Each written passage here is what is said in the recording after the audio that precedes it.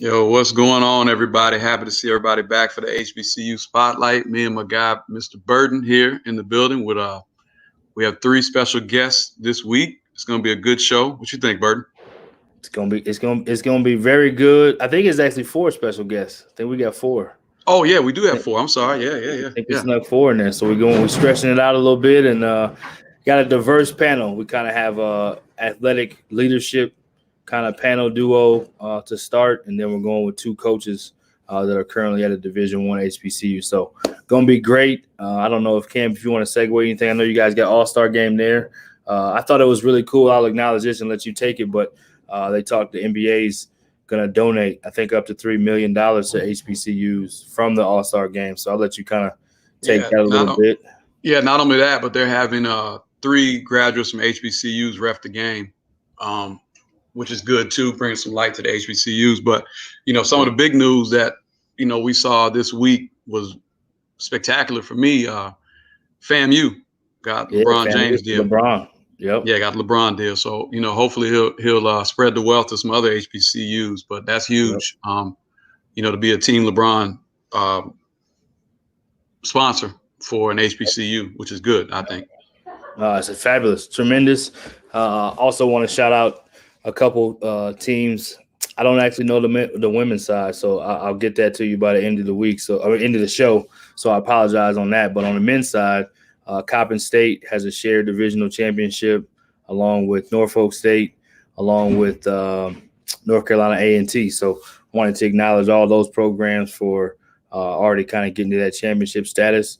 And I think Prairie View is still undefeated in the SWAC. And I believe Jackson State on the men's side is also still undefeated. So we're getting close we're in March. We're getting close to the tournament time. So excited to see who's able to punch the ticket, but wanted to acknowledge those programs really quickly as well. And then our last guest from last week, Cabril Huff, he won a championship. He's going to the NAI national championship or national tournament.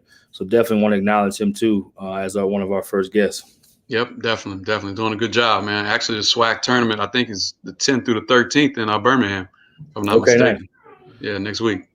Yeah, and if you haven't tuned in, I think what Chris Paul is doing is tremendous with the undefeated spotlight and HBCUs as well. They've done a great interview series with Lavelle Moulton spotlighting North Carolina Central, but they've also interviewed all kinds of different HBCU graduates that I think is really powerful. Spike Lee had an interview that's definitely worth watching. Taraji P. Henson had an interview that's definitely worth watching. So many people to celebrate within this HBCU landscape. And we're going to keep it going. So we're going to introduce our first couple of guests. We got to go ladies first. We're going to start with an Alabama State Hornet graduate, an HBCU graduate, Dr. China Jude. She is a senior associate athletic director at Wyoming. There's a lot of titles. Sorry about that, Dr. Jude. And she's also the president of MOA. So we'll bring her in first.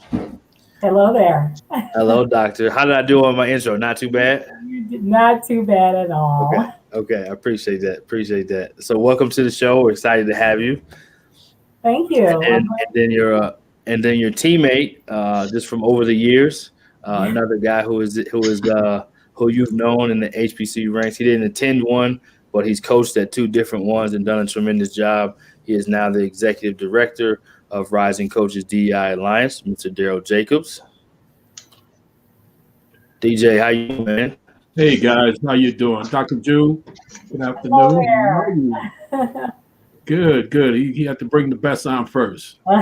Yeah, got to. It's only right. So I'm gonna let Cam kick it off to Darrell first. I'm gonna start with Dr. Jude, if you don't mind, and just say, what was your experience like as a Black woman at a HBCU? And I asked that specifically. I watched Taraji P. Henson talk about how much it gave her so much strength and identity to own who she was, take pride in who she was.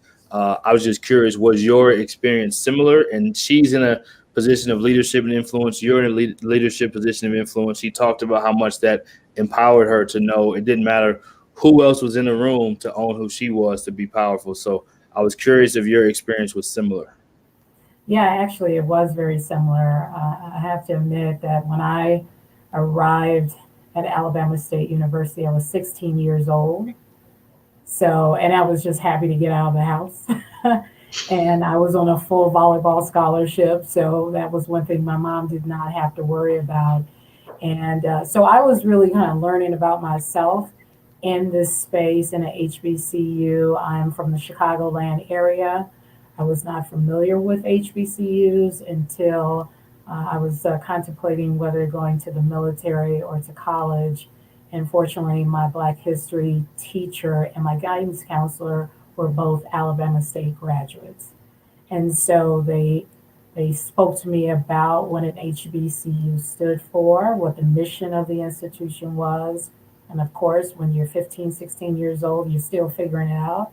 But I trusted them and made the decision to go there to accept that full scholarship. And when I got there, it was just so much that was happening in my world and in the Montgomery, Alabama, as we nicknamed the Gump. And but it was an experience I will never forget.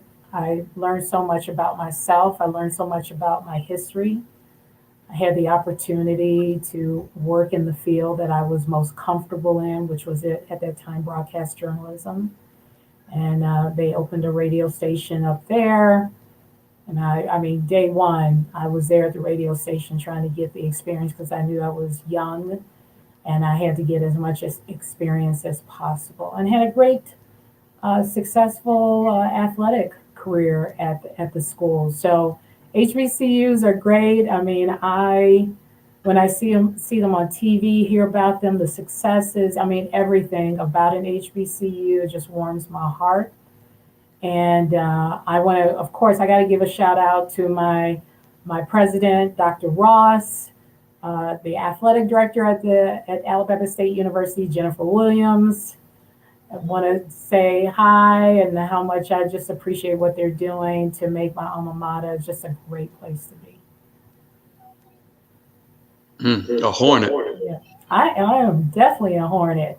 Yeah, I went to Tuskegee, so we had our rivalries. We had some good rivalries. We still got good rivalries too. Well, Classic. I don't know if it's good rivalries. We've been winning the last couple of years, so. Okay, so you need to slow down. Just slow down. I love it. I love it. Cam, I'm gonna pass to you to ask Darrell his first question. Yeah, so Coach Jacobs, talk to us a little bit about your experiences coaching at two of the HBCUs for you, because I think a lot of younger coaches and just coaches, period, don't understand the HBCU grind is a little bit different because you don't have 4 or 5 assistants or 3. So kind of talk to them a little bit about your experiences.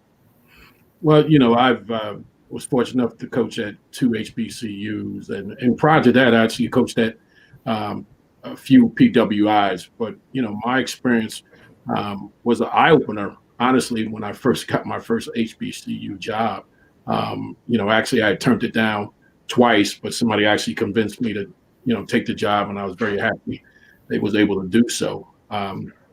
You mentioned, one of the misconceptions when you coaching at an HBCU, in regards to the resources, the PWIs have limited resources as well. I've been at those schools as well that have those limited resources at those PWIs. But the thing is, you mentioned it's something that was very prevalent. The grind is totally different, and it is.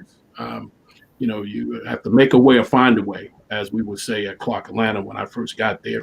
And that's exactly what you have to do. You're not going to be blessed with all the amenities. You're not going to be blessed with the best facilities, but you can be a cosmetic. You can get into cosmetics and actually clean those things up, as well. Coaching is coaching. And one of the things I took pride in when I arrived at my first HBCU was being able to turn it around and dispel that misconception about it, even within the culture itself on campus. I found that I had a great opportunity to exact change in regards to the ideology and the way people thought about the institution itself, as well. It is a grind. You don't have a lot of assistance. You're not flying anywhere. You're busing it. You're driving it. You're on the recruiting. You're spending a lot of your own money. You're feeding the kids. And honestly, if these NCAA rules, man, I must have broke 100 of them to feed my guys to make sure they could eat. They calling me late at night, coach, I'm hungry, and no way I was not going to not feed them, as well. So, one of the 5 things I learned about HBCU is, the community, the academics, the cultural connection, and, the cultural connection. And, of course, I can't leave out homecoming, well, and the legacy. And those were my recruiting, 5 things I recruited and preached to anybody that was coming to play for me. And it was very effective, with that as well. So those are the 5 things I immediately realized when I was at these HBCUs, which was important, that you're going to get that I didn't get at the PWIs when I was coaching. Love it. Love it. Love it. Cam, I'll let you take away the next one. You can ask one for both of them.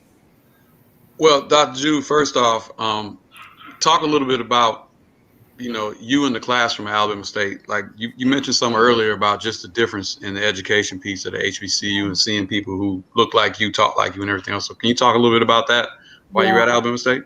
Yeah, I really appreciated the opportunity to learn from industry leaders at that particular time. I'll tell you a situation that occurred. I remember, I believe it was my junior year. And at that time, I was in my broadcast journalism class, and I had a radio television production class where each day that we were in a class, I believe it was a Tuesday, Thursday class, that we had to wear a business suit. We had to be prepared. And we were quizzed every day on current events. And I really appreciated that type of class because it kept me on my toes. And not only my attire, if I wanted to become a broadcast journalism major or journalist, but also to appreciate that I need to stay current on all events, local, state, federal level. So when that time comes that I'm interviewing for that job, that I'm ready. And my professor at that time actually was a 5 p.m. news anchor. So I had the opportunity to watch a woman who looked like me present the news and to make sure that I had a model. And that spoke volumes. I think it was very important if we were going to learn from our educators and leaders that they need to be good models for us to see. And so that really made me appreciate not only what she does for a living for a full-time job, working as a news anchor, but to come into a classroom environment to tell us her real life experiences so we can learn and grow from that. And I have to admit, it turned out well because before my internship was even done, and I worked at the local radio station, it was 100,000 watts, Hot 105, shout out to them. Before I even finished the internship, they hired me full time. And it was great. So I really appreciated those experiences.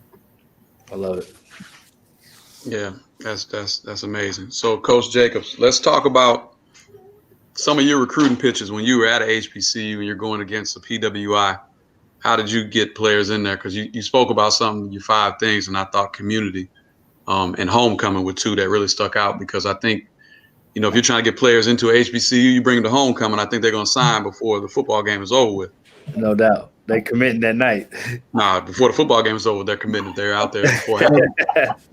And you're right. Before the football game, you bring them in early. If you're bringing them in homecoming week, you let them experience all the festivities during the week. They have 48 hours. So you make sure you pick when to bring them in and what is going to be going on. And then you turn them over to a student host, one of your players. And like you said, before the football game on Saturday, they'll come to your office Saturday morning and say, Coach, I'm coming. And didn't even really show them the campus yet, as well. But, you mentioned about community. And one of the things also, in regards to recruiting, particularly, when I was in Atlanta, Atlanta sold itself. It was, and it really did, and I knew that coming from the New York, New Jersey area. And I knew once I got down there, I was going to be able to attract players from all over the country and out recruit the PWIs, as well. There's nothing like that cultural connection. And I used to preach that a lot.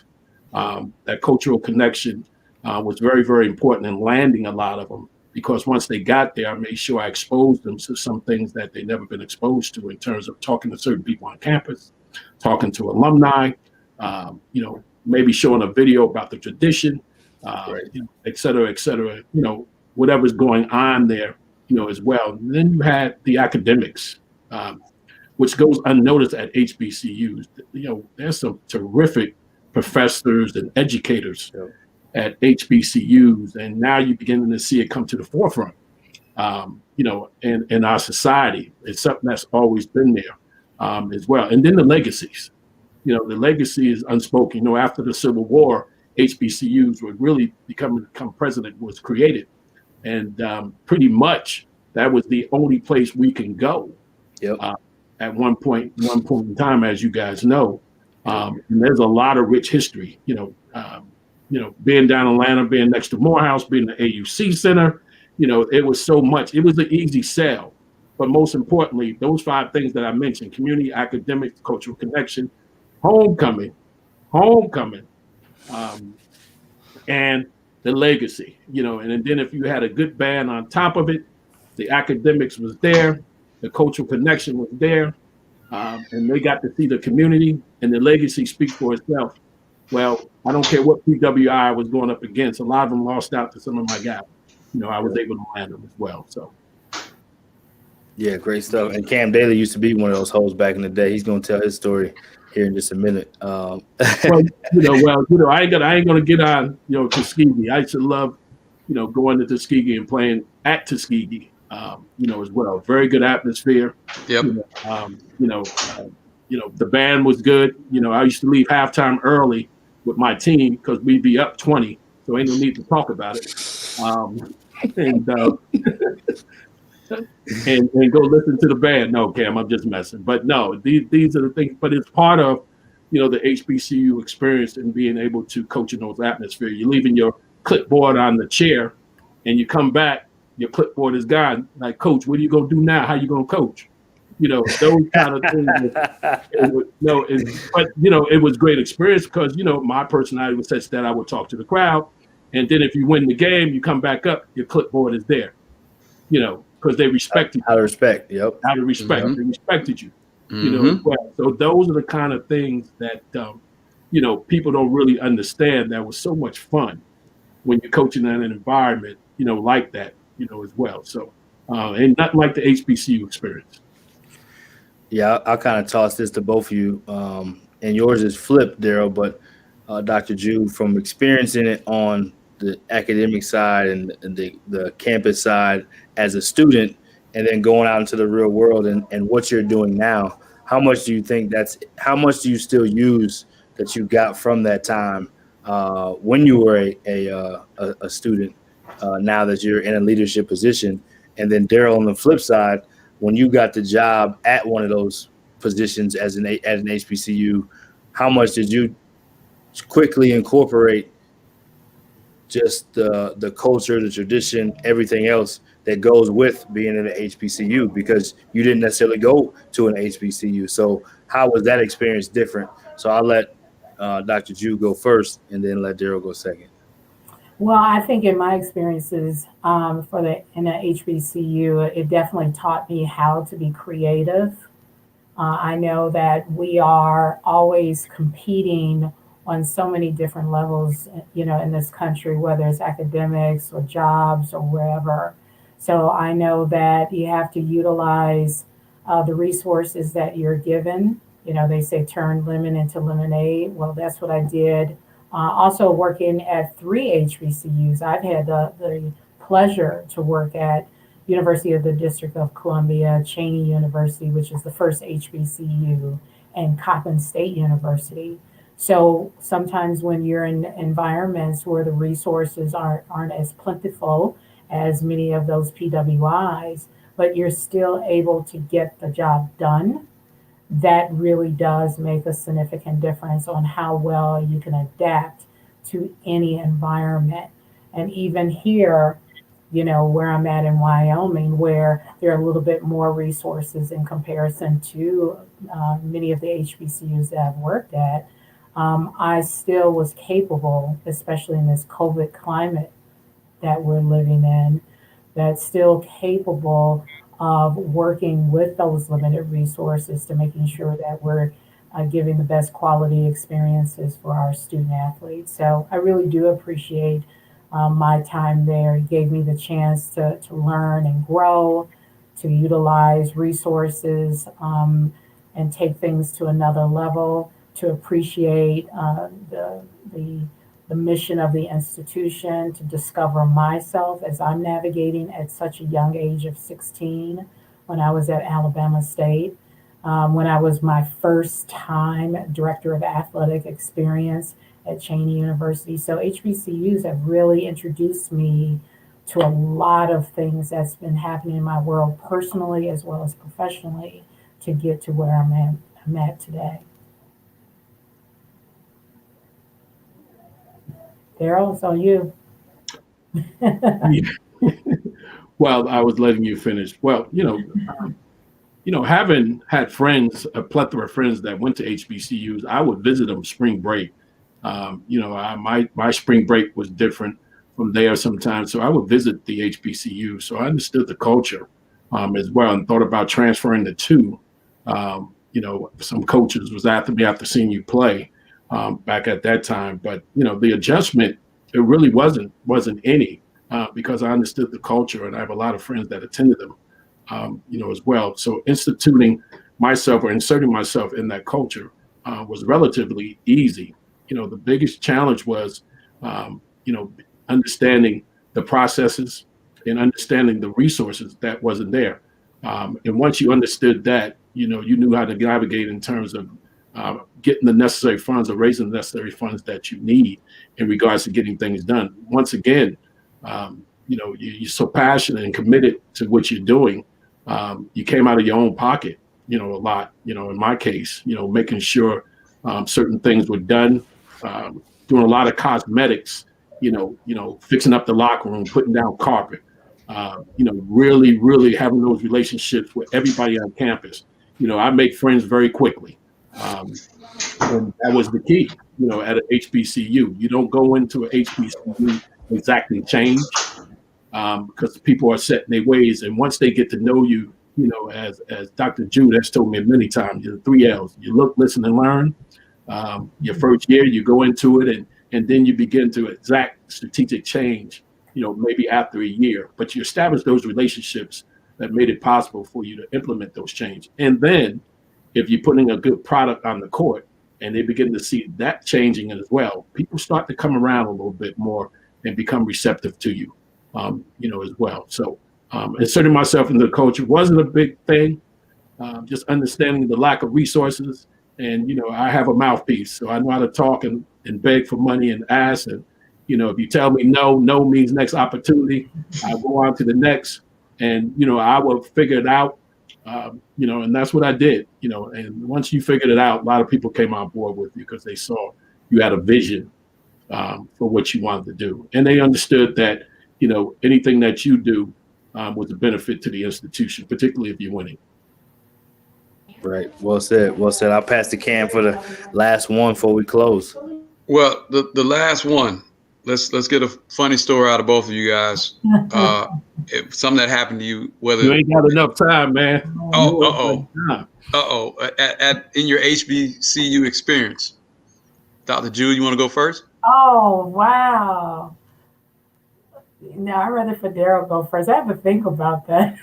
Okay. We probably let Darrell go first. He got a handful of them. Well, you know what? I kind of told you guys one about my game board, and the president at Clark Atlanta now was the president at Miles College, and we happened to be coming off a road trip to play Miles College, and so you get to the gym and your team warming up, and we were pretty good. People knew who we were. The gym was packed. It's a small gym. And so, I go down to the locker room and have to leave my board up because nobody never took my board before.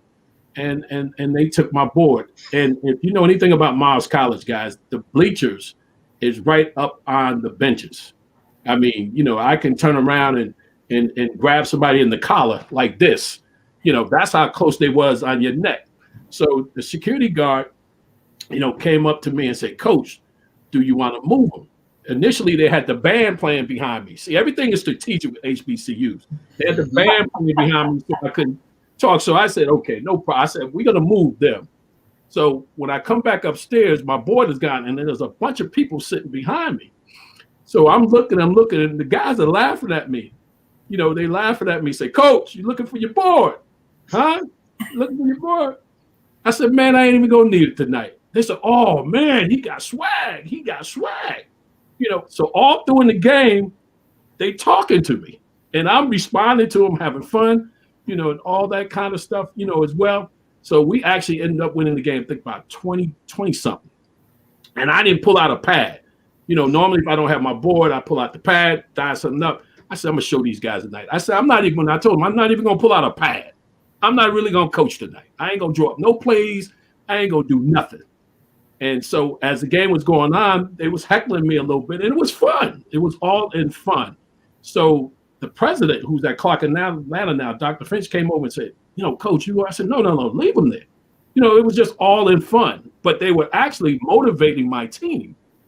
They don't realize they was motivating my team, but I said, "Guys, they stole my board. These guys behind me heckling me. They try to put the band behind us." So we already had enough ammunition going into the thing, as well. So we won the game. We come back upstairs. It's about 3 guys sitting there. The board is there. And they say, "Coach, man, we respect you so much. We have done this to so many coaches, they couldn't stand it. But they said, 'Coach, you stood your ground. You were talking trash back to us. We're a big fan of yours now.'" And from that point on, every time we played them, those guys would bring me drinks. They would bring me food. It was a relationship that developed. They respected me so much because, they took my board and I wasn't upset. I told them don't move them or anything like that. And from that point on, like I said, over the next 2 or 3 years that I stayed at Clark, those guys would show up to the game with Gatorade, "Coach, we'll watch your stuff," and it was that respect. So the president didn't like it at the time. He said, "Coach, you don't want my people over here, as well." But, I got a lot of them. I ain't tell you about the one at Tuskegee. And we ain't got enough time about that one. Hey, I thought you were going to tell us one about Lemoyne Owen, because I got a bunch of stories that we played up there. Now, Lemoyne Owen, between the hot gym, the heat is up and a tough place to play, Payne College, all those places as well. I have a lot of stories, but, when you're born in the inner city and you're raised in the inner city and used to playing in gyms like that growing up, it was nothing new, and this was my family. Despite them being opponent coaches, we represented the conference, the SIAC. So anything I can do for them, if they come over to Clark, they say, "Oh man, you did, because they see." And I said, "Man, I had to spend on my own money," and we start to do some things in the conference with the other coaches, addressing their needs and trying to give them tips on how to navigate with their administration and all that stuff. And once you're part of a conference, you're part of it. You're representative. And, being a black coach at an HBCU, going against the PWIs, it was even more important that you beat them. And you can coach differently at a HBCU than you can at a PWI guys. PWI, you had a mixture of players with different ethnic backgrounds. Well, when you had an HBCU, most likely you had an all black team. So you can talk to them a little bit different, and let them know, those real things that you're experiencing on the court, you're going to experience them in the real world. And I'll leave you with this story. Okay, Darrell. Hey, I'm glad China can keep him in check. I like that about it. I told him I ain't got enough time. Go ahead, China. That's why you always let ladies go first. But it was her choice. She chose to let you go first. So since she gets give me a thing. Well, I have 2 very quick stories. So one, as a student athlete at Alabama State, my volleyball coach, Keith Edwards, was our director of student activities and was a part of Golden Ambassadors, where just, the coolest students who have the golden jackets on that are serving as ambassadors around the university. I always wanted to be a Golden Ambassador. I did not cut the mustard on that one, so I never got to be one. But I remember one day we were practicing for volleyball, and Coach Edwards was the volleyball coach, had me close to 10 years and one of the winningest coach in the institution. And one day he came into practice really upset. And we didn't know what happened. We thought something was wrong with his wife or his kid. I mean, we were really nervous because he was crying. And so we stopped warming up and we went to him and we're like, what happened, coach? What's going on? And he said, I've been in this job for whatever number of years he said, 10 years. And he's like, they're paying me. What do you mean? Like, what do you mean they're paying you? He was like, I've never been paid as a coach, because he was a full-time director of student activities. Right. We were shocked. I mean, he was the winningest coach in the university. So we were shocked. And we were so happy for him that he finally got paid to be our volleyball coach. And, you know, to this very day, he's my hero. So I want to, you know, shout out to our volleyball coach. The second story is I want to tell you as an athletic director. So at Cheyney University, for those who should know, Hall of Fame coaches John Cheyney and C. Vivian Stringer started their basketball time there, their coaching experience there. Cheyney was the first institution. And I was an athletic director starting in 2007. Connected with Coach Cheyney, our C Club, which is our booster club, put together a golf outing. We were very invested. Everyone's invested in Cheyney University to make sure that we were going to fundraise to help sustain the athletics department. And our very first golf outing, Coach Cheyney was the honoree. I don't know why we did this. Coach Cheyney brings in his ringers for golf, his ringers. I don't even think he even, you know, swung a club on that golf outing, and they won the golf outing. And we really appreciate it because he was our honoree. He won the outing. We raised, I believe, around $25,000 that very first year, but eventually it led up for additional years, subsequent years after that, up to $100,000. For that golf outing. And I just remember each time we were planning the golf outing after that very first year, we asked, should we bring Coach Cheyney back? Because we knew he was going to bring his 3 ringers, and we knew he wasn't going to swing, but he was going to still win. And so we just felt that it doesn't matter, whatever it takes to help, you know, raise money for our student athletes, we'll take it. We love Coach Cheyney. Rest in peace, Coach Cheyney. He's my second father. I love him. He taught me on how to be a great athletic director, and I really appreciate him. And my time at Cheyney University was just second to none. Wow, I never actually knew that. I appreciate you dropping those gems on me. It's part of why we do this, because those things don't get talked about mainstream enough. So appreciate you sharing that very much. So appreciate both of you guys coming on and sharing your experience and dropping some nuggets. And Dr. Jude, I appreciate you cracking the whip on Darrell. That's showing that leadership right there. I knew you had it in you. Cam, I'll let you go ahead and close this out. Oh, no, we thank both of you all for being on here, for sure, and giving all your experience and talks. And good luck to Alabama State when they play Tuskegee. I'll cheer for you guys just a little bit. Not much, but just a little bit. But thank you guys so much. Thank you. Had fun. Darrell, I think you're still on mute. Yeah, you're on mute, Darrell. Well, you know what? She didn't have any funny stories all of a sudden. Now she comes with some, and I gotta, you know, work on her sense of humor a little bit. She's gonna say she should have said Coach Cheyney didn't bring his goons. That probably would have got a chuckle a little bit. They were ringers. Oh yeah, no doubt about it. You know, great man. Rest in peace, both him and John Thompson. But gentlemen, thank you for having us this afternoon. Thanks so much. I love you, man. You're the best VP of men's basketball for Rising Coaches DEI. You're blowing up. Cam down in Atlanta. Do your thing, man. Enjoy All-Star Weekend. Yeah, I'll be in the house. Thank you so much. Okay, be safe. And then I let so awesome stuff. We got a different perspective from the administrative side of things and a little bit of the coaching side of things. Cam, I'll let you introduce our next two dynamic duo. Well, we didn't have to introduce them. Let's just pull them on here, man. I The love it. dynamic duo out of the OVC, Tennessee State. Coach Ty, how you doing, man? Hey, what's going on? How y'all doing? We're good, man. How about you? We doing good, man. No We're gonna complaint. bring on Penny C2 as well. Coach Penny, what up? I'm doing my daddy duties, trying to get history soccer stuff on. We need that. I like how he's. I love it. Cam, I'll let you kick it off, man. Hey, so first off, man, it's great to have both of you all on here. Coach Evans, I haven't officially met you, but I've watched you from afar and everything, and saw the stuff you're doing. So wish you much success.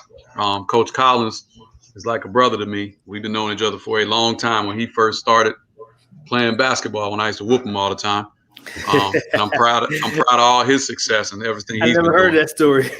Yeah, no, it wasn't any. I met him when he was at Columbia State.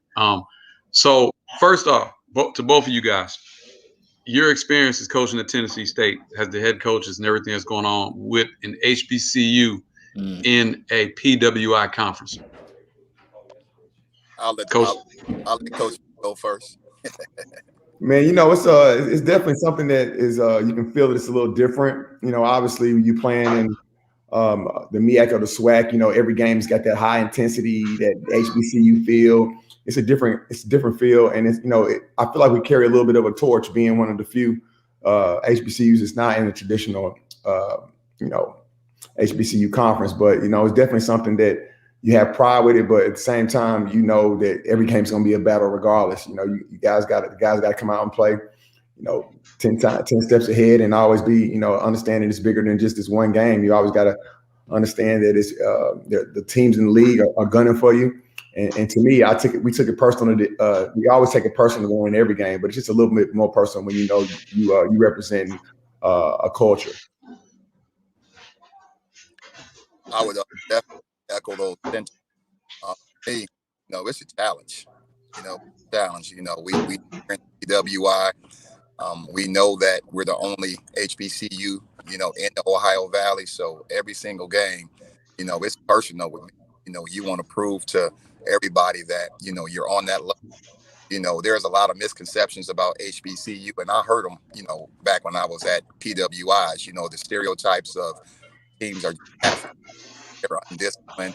Basically, we just go out and roll the balls out. We don't really spend time on our craft. So for me, and I'm sure Penny can attest to this as well, it's personal because I want to show that, hey, we're fundamentally sound, we're masters of our craft, and just as much time as you do, and play us, you're going to see it. So I feel about it. Got it. So, Coach Evans, let's talk about your experiences, coaching with PWI, and then some of the differences you've seen going to Tennessee State, good or bad. It's kind of like what I said, being at a high level for over a decade, hear the stereotypes. They're undisciplined, because a lot of times, back where I was, at Alabama and at Auburn, you would go key games. So basically, you went to those games thinking / knowing you could win, so being on the side that I was on, I always found it interesting that when you would do scouting reports, it would basically come off as they're not well coached, they're undisciplined, they're just athletes, So I kind of took it personal. And I said, you know what? In the back of my mind, subconsciously, I always wanted to skill the type. Now that I'm on the other side, I make it a point to study my craft and master my craft even more, because when we go to those places that are scheduling us as guarantee games, I want them to go home crying. I want them to go home having a meeting with the athletic director on Monday morning. That's my goal. Got it. Coach Collins, for you, recruiting against the PWI coming from a HBCU, as far as kids, not understanding, or, they saying, I want 7 pair of shoes and sweatsuits and all that stuff. What are some of the tricks of the trade you're doing for Tennessee State in your program? I think the biggest thing is that we sell us. We sell the people in the buildings, not the buildings. We sell our character. We sell the history of the program. And I think that's one of the biggest things too. This bothered me the biggest once you really comes down to it. The young kids, the young student athletes don't understand the history and tradition of HBCUs. And a lot of kids say, I want to be a pro. Well, some of the schools they ended up trying to attend have less pros than some of the HBCUs, you know. And I just want to educate the youth on that their dreams could come true here just as well as they could anywhere else in the country. Okay.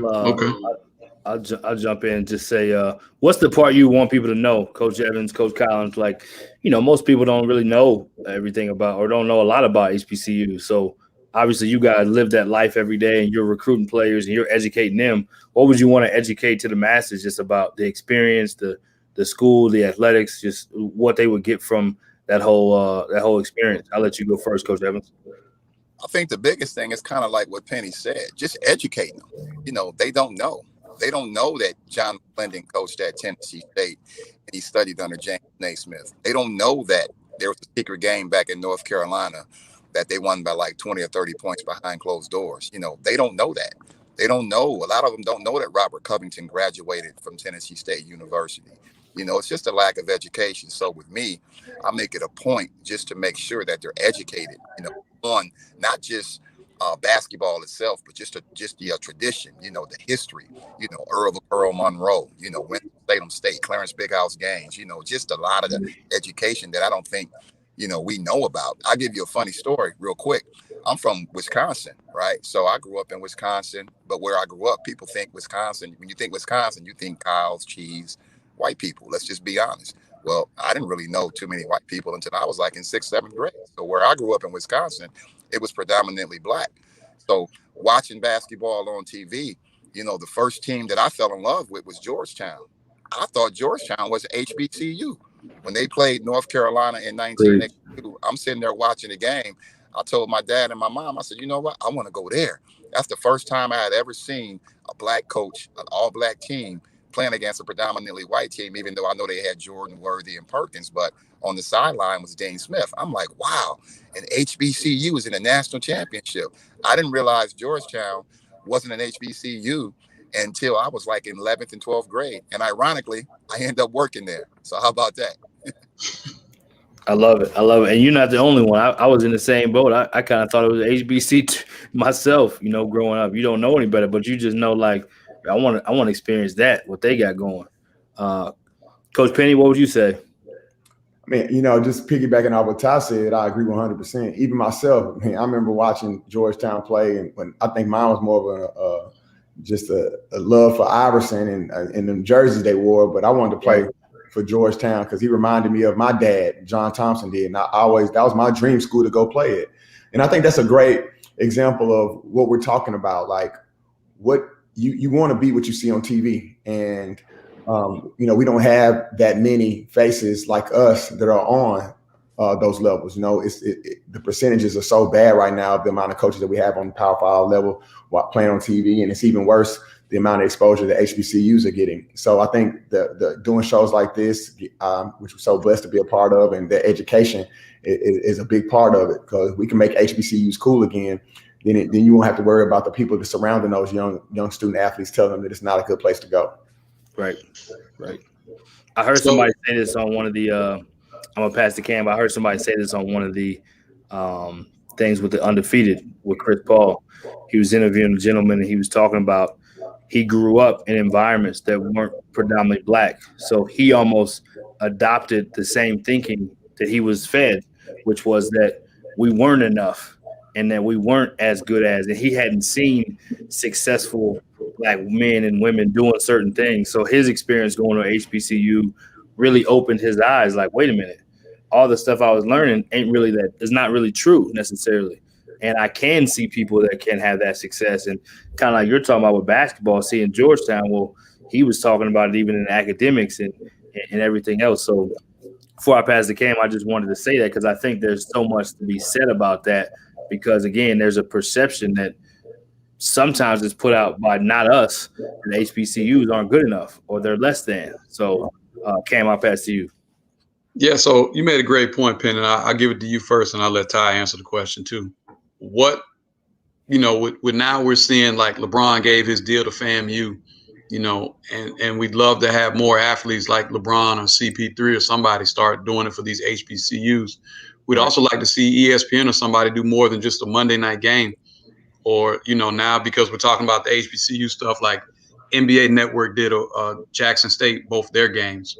What do you guys want to see, or what can we all do, people on here watching this, can we do to kind of let's get some of these HBCU games on more than just on a Monday night? Let's get a LeBron deal for a Tennessee State or a Coppin or places like that. So I'll let you go first, Ben. You know, I think it starts with what I talked about, the exposure. The more exposure we get, the more opportunities we can make it quote unquote cool for these student athletes to attend these schools, to attend HBCUs. I love it that people are getting behind it. I'm proud that the NBA has decided to take the All-Star weekend and make it HBCU weekend. You know, they're donating $3 million. I wouldn't think they would be crazy to donate $30 million. I think we can continue to do more. I love what LeBron's doing with FAMU, but I would also like to see other superstars step up. KD grab a school, Kyrie Irving grab a school, LeBron grab multiple schools, because all that does is it immediately brings the attention to those HBCUs and say, oh, wow, that's cool. Nobody else has this. And what we got to understand is you know, speaking in the African-American community, with the power that we have with our athletics, with our academics, with our brains, how smart we are, we have to use that to help each other as well. And HBCUs are in the African-American community. So they're a direct reflection of what goes on in the community. So if a guy like LeBron is giving that to FAMU, it's not only helping Florida A&M, but it's helping in the business around Florida A&M. It's helping the African-American culture that has struggled for so long. So a situation like that, man, I want them to understand that how important it is. And we need help. We need the Chris Pauls. We need the Kyries to grab a school. We need.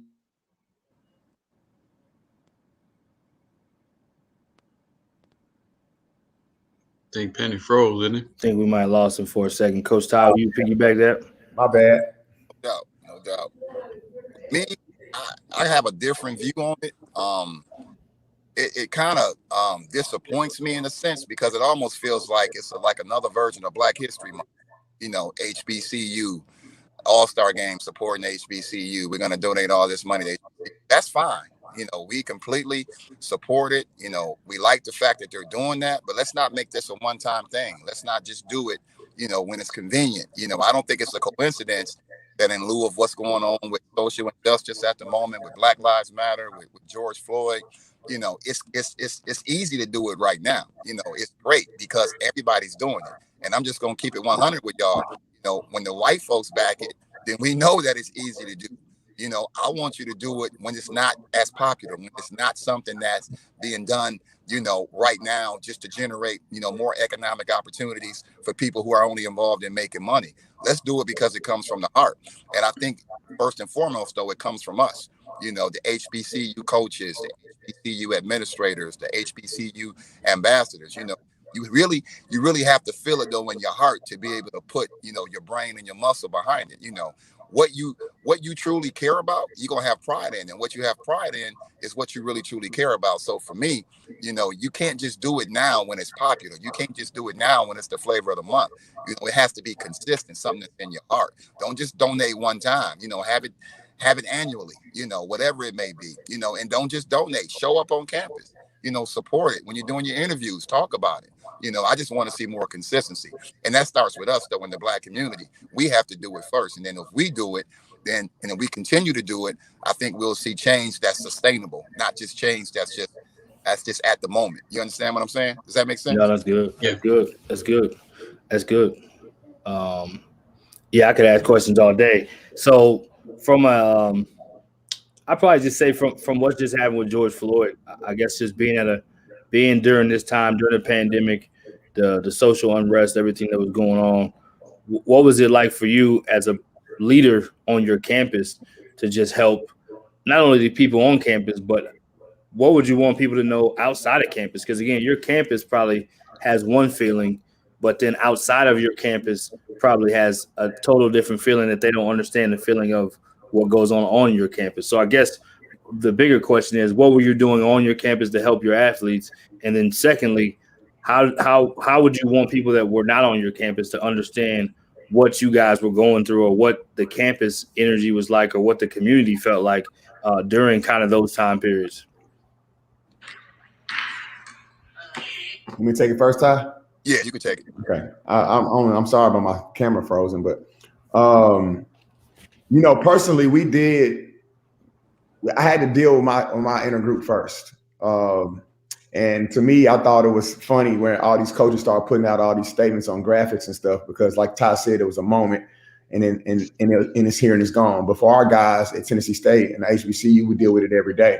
So we met on it. We talked about it. We had forums and talked about it multiple times because I wanted them to really get their hearts out and vent to me about how they felt about what's going on. So I dealt with my group first. You know, obviously in a situation like that, you can't change the world. But, you know, something that America was dealing with for, you know, a few weeks. Well, not America, but, you know, white America. You know, us black folks and HBCUs, we've been dealing with it forever. With me, my position was rather unique at the time. I wasn't at Tennessee State yet. I was still at Auburn, you know, and all this took place. You know, it was really interesting to me to see the reaction amongst the individuals who were working, you know, at the PWI, some of the student athletes. And the first thing that I did, though, I just sat back and I listened and I observed, you know, because you know, I got a 19-year-old son, you know, and I told him, I said, look, Ahmaud Arbery, he got shot and killed jogging. Your daddy jogged every day. I jog every day. George Floyd, he got killed literally in broad daylight, around the same age I am. I said, but you know what? I'm not surprised. What America is seeing now as Black Americans, especially as a Black man, we've been going through this for I don't know how long. It wasn't a surprise to me. It was a surprise to them because finally they were able to see it. That was the shock. That's where the outrage came from, you know. And then kind of what Penny said, what kind of bothered me, not from the standpoint where I felt it was wrong, but I'm looking on social media and I'm seeing all these African American head coaches saying we will no longer remain silent. Well, why wasn't you talking before? You knew what's going on. Don't wait until now to where like the trigger point. This is the boiling point, and now you're saying we no longer will remain silent. But basically, you're telling me you've been knowing this has been going on. You haven't been saying anything. You know, that's why I never posted one thing on social media because I wasn't silent before. It's kind of like what Malcolm X said. It was controversial, but kind of like home to roost and what's going on. We've been seeing it, so now it's I will no longer remain silent. Oh, okay. So that's exactly what you've been doing this, you know. I looked at it a little bit differently, you know, and I brought that to the individuals that was at Auburn, you know, and I will be honest, some of them were listening, some of them were paying attention, and quite frankly, it was the first time they heard it from that perspective. So hopefully, you know, they gathered something from it, and it wasn't just a moment, you know, like Penny said, but time will reveal. You know, we don't know yet. It still hasn't been a year, so time will reveal. During that time for both of you, I got a question. How was it not only for that, but with COVID too? How has it been for your student athletes overall this? Because I know they've been bottled up, and what are you guys doing to kind of help them with getting in touch with the world and their feelings and stuff like that too as well? You want me to go first? Yeah, go ahead, Ty. It's been a struggle. That's the part that I don't think a lot of people understand, you know, especially, you know, playing at the collegiate level. Look at it this way. They have basically been in a bubble for the last 7 to 8 months. It's literally going from the dorm, going to the arena, going back to the dorm, maybe going to get something to eat. And that's all just to remain safe, just to play the game, you know. And I'm going to take something that Penny has always said. They're literally risking their lives every single day. And a lot of that is for the entertainment of other people. So you don't know.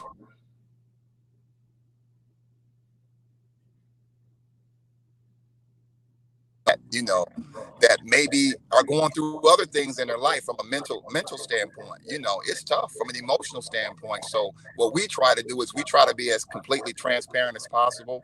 You know, we have an open door policy and we talk about it. You know, we're very open and we talk about it. You know, and one thing that I do as a leader of my program is I remain vulnerable. I'm vulnerable in front of my girls. I tell them I worry too. You know, I'm worried about you. I'm worried about my kids, you know, and I think sometimes when you show vulnerability, you know, it's really a way of showing strength, but a lot of people don't look at it that way. But if the leader is showing vulnerability, I think it's easier for the student athletes to talk about it.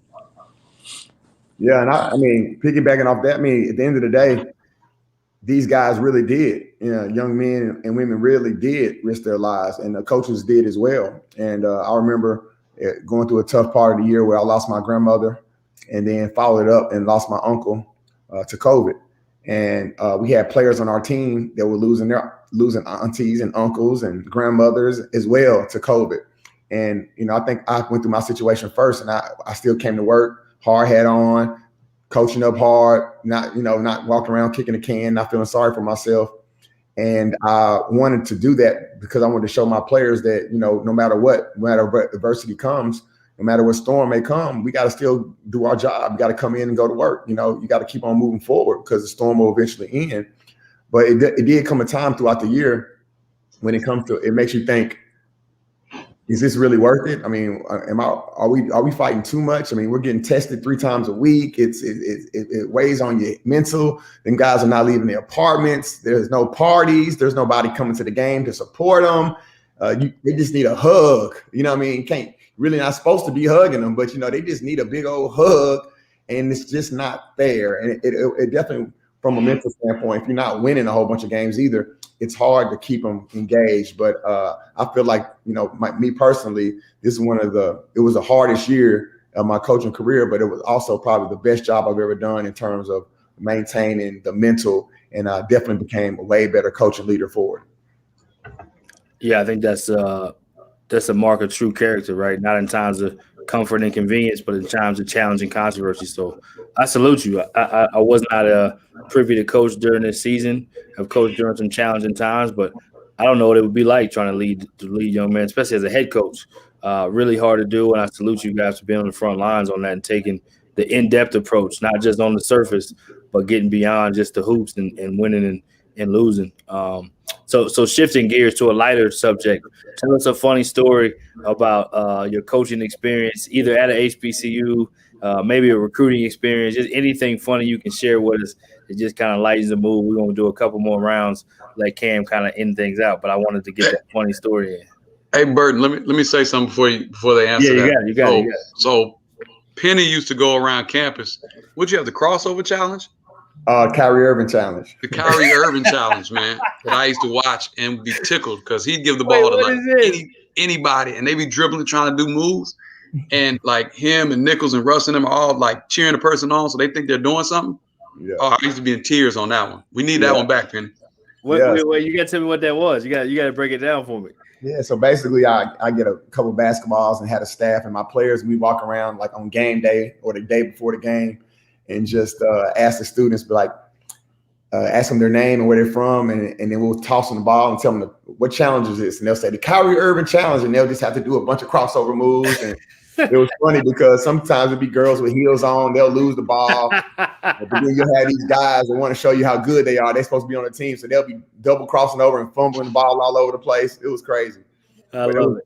But you know what? Just you bringing that up actually makes me sad too, because we couldn't do any of that stuff this year. You know what I mean? Like there was zero student interaction this year, and that's what really kind of made TSU so fun, is that you come to that game and it was like a party. But I'll tell you one quick funny story. This year we went to a volleyball game, and it was a scheduled volleyball game that was kind of late, and we ended up having to have it where we didn't have many people there working the game. So we always have DJs at the game, but this particular day we didn't have a DJ. They had the lady that does the SID for us. Her name's Ashley. She had to use the speaker, just a portable speaker, which was real loud, but she had to use a portable speaker to play music on. She was playing it off her phone, right?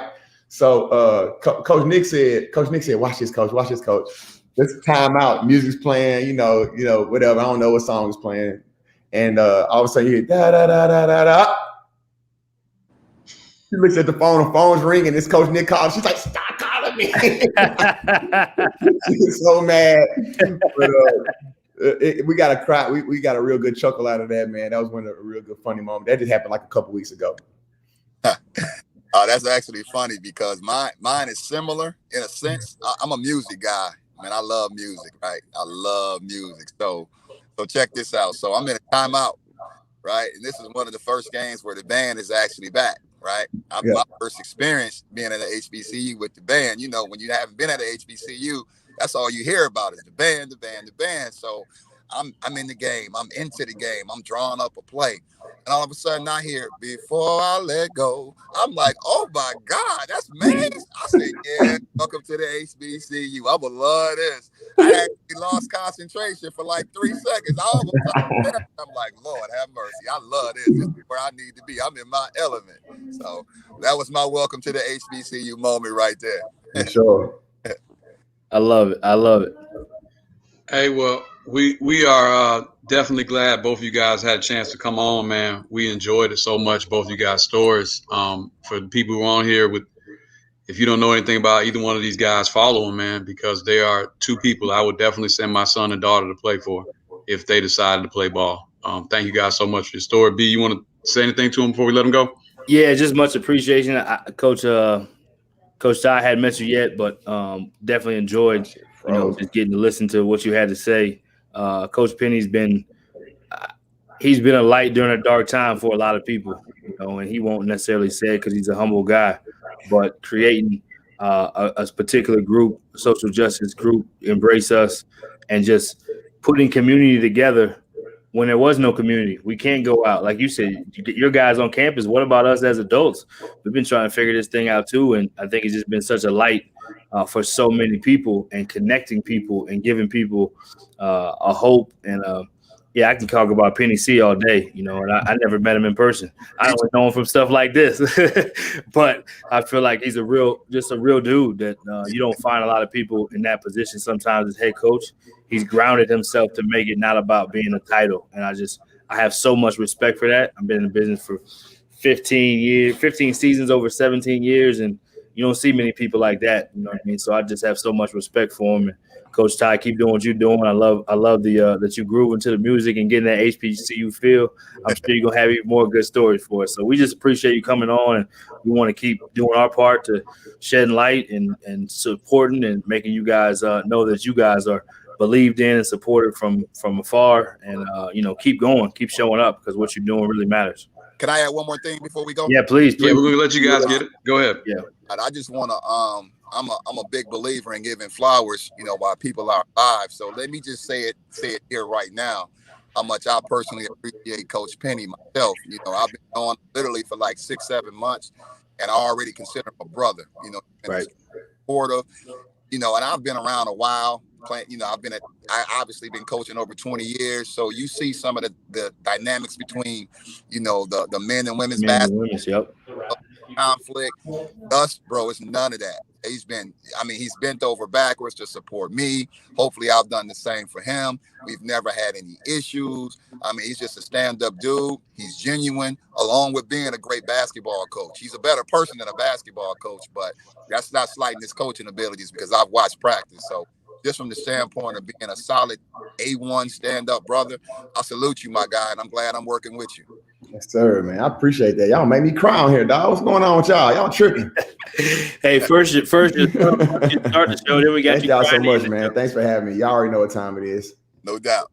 Yeah, appreciate it. Appreciate y'all. Good luck the rest of the way. Cool. Go Big Blue. Yes, sir.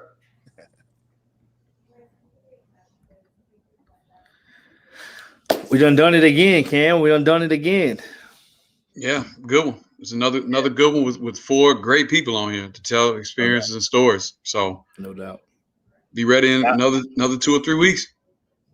I'm loving it. I'm just loving the fact to give these people an opportunity to pull back the curtain, you know what I mean, and go, go in raw, uncut, or whatever it may be, on the good, the not good, the in between, and just celebrate it. So no, I appreciate doing it. Appreciate my teammate on it, and yeah, man, I'll let you shut it down. Hey, for everybody out here, appreciate you guys watching. Keep on doing it. We're gonna have some more special guests on here, and let's be selfless moving forward instead of selfish. That's all I've been talking about for this week with people. So let's do a better job of doing that, and that's why Brian and I are doing something like this to give back to these HBCUs. Yeah, and I'll kind of end with this on a positive / real note.